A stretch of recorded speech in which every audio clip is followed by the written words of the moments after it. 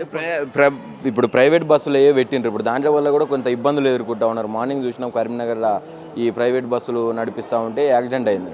ఇట్లా కూడా జనాలు కొంత ఇబ్బంది పడే అవకాశం ఉంటుంది కదా. అవునవునవును. ఆ private bus first of all ఎక్కడ, ఎందుకంటే వాళ్ళకి ఎక్స్పీరియన్స్ ఉండదు. అనవసరంగా బస్సు ఎక్కడం వల్ల నష్టపడడం తప్ప ఉండదు. గవర్నమెంట్ బస్సులు ఎక్కాలి, ఎక్స్పీరియన్స్ ఉంటుంది. డబ్బు ఏదో ఒక బస్సు దొరికిందని ఎక్కితే వాళ్ళకి ఇబ్బంది అవుతుంది.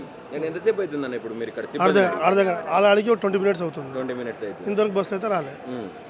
ఇంకా వెయిట్ చేస్తాం, చూద్దాం. ఇంకొక 15 నిమిషాలు చూసి ఏదైనా ఇంకో ద్వారం చూసుకుని పోతాం. ఆల్టర్నేట్ చూసుకుని పోవాలి.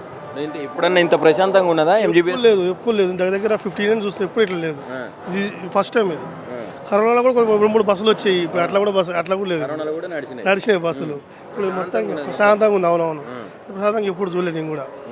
ఏం చెప్పాలనుకుంటున్నారు మరి? ఇట్లా జనాలు ఇబ్బంది పడుతుంది, ఏదైనా ఉంటే ఇంటర్నల్గా చూసుకోవాలి కానీ ప్రజలను ఇబ్బంది పెట్టకూడదు.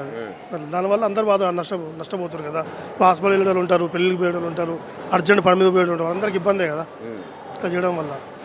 వాళ్ళకు మంచిగా ఉండొచ్చు కానీ మనకి ప్రయాణం చేసే వాళ్ళకి ఇబ్బంది అవుతుంది.